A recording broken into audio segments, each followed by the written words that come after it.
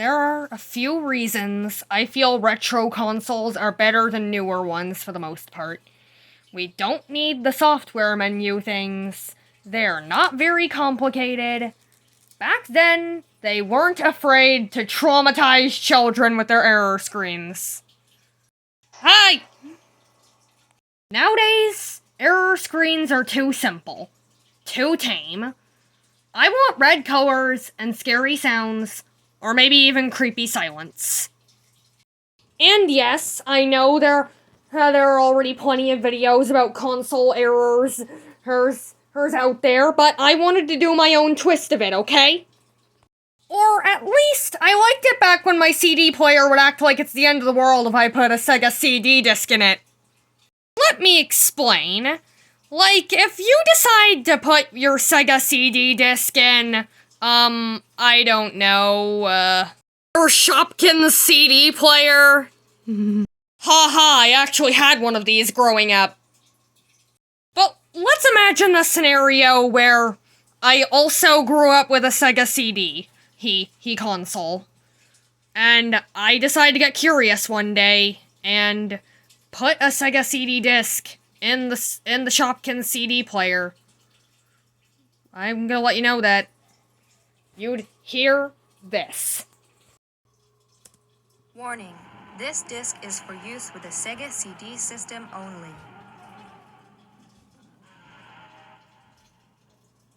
This disc contains CD-ROM data and is not for audio use.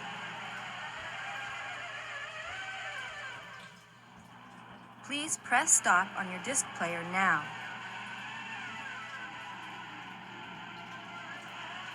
This disc contains CD-ROM data that may damage your audio system.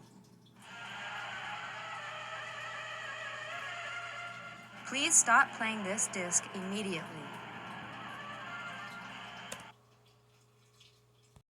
And I broke it.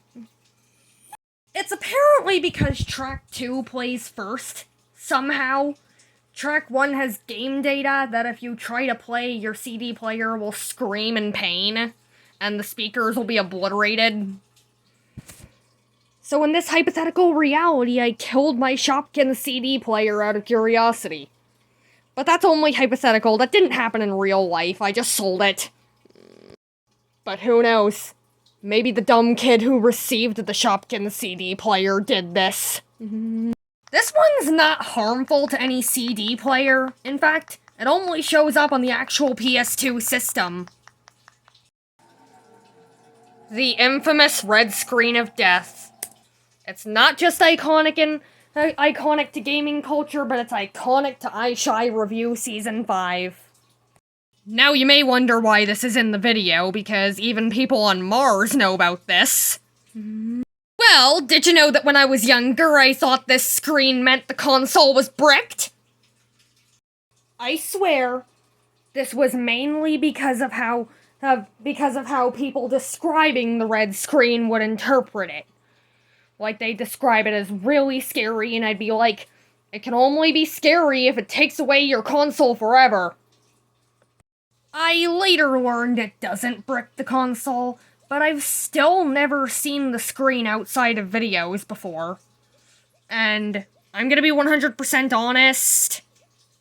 When I got done with my Go Diego Go Great Dinosaur Rescue, who for the PlayStation 2 review, I kinda decided to try to get the screen to show up by, well, putting in Kirby's Epic Yarn. All I got was this. But then, there's an error screen I think I remember seeing for myself at least once. PlayStation 1 red screen of death. It might be a false memory that I've seen this, but I don't know. Maybe I have, maybe I haven't. Who knows? Like, I wouldn't know too well because I barely even touched a PlayStation 1 due to the PlayStation 2's backwards compatibility. Oh, and a third console has a red screen of death. Specifically, the Atari Jaguar? I've personally never heard of it until I went down this error screen rabbit hole. Oh, but the Atari Jaguars' Miitopia personality was decided. It's laid back, because this thing didn't even try.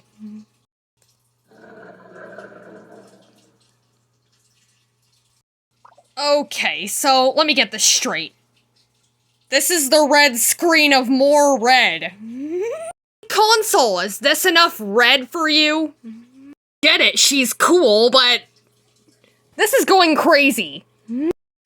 Besides, that's the wrong red.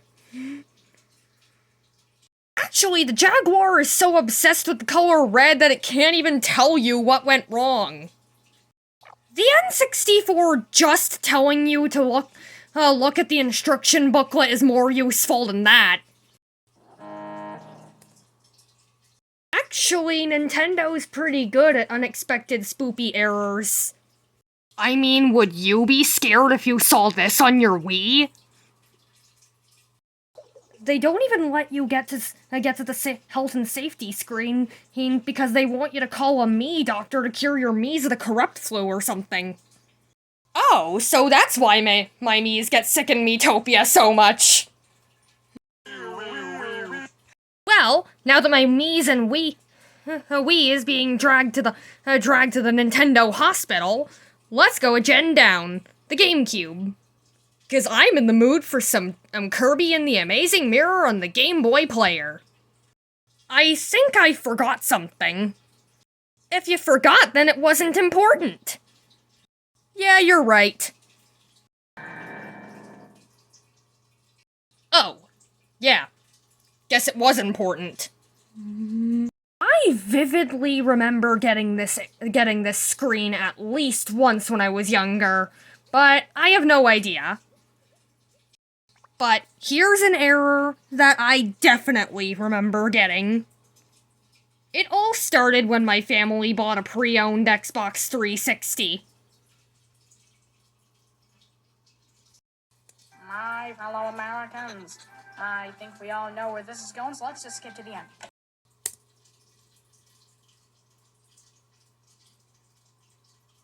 And it wasn't even there when we first got it. It was quite a while from Death's Door. But I was lucky to only lose a single game, BattleBlocks Theater, and I can get that on Steam. Now, we've went through a lot, to the point where I feel like I can tell you that PlayStation 1 red screen of death only exists on newer models. So what the heck happened on older ones? First, I gotta elaborate that Sony didn't take this stuff into account at first. Thus, at first, there were 0 error screens. By now, y'all know what that word means.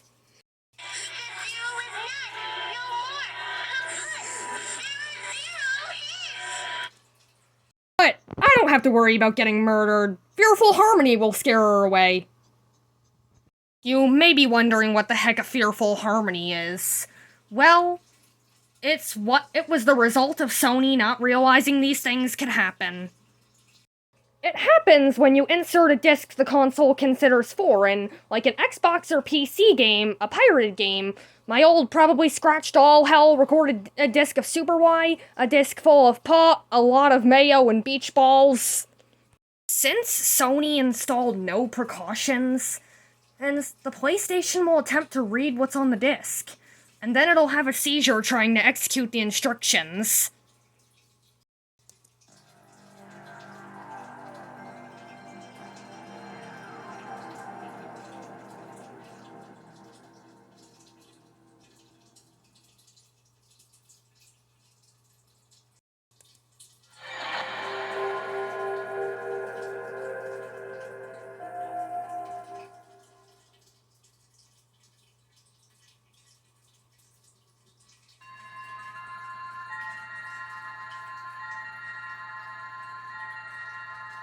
Yes, the PlayStation 1 generated that all by itself. It's real. 100%. Okay, we're at 10 minutes. That's enough error screens.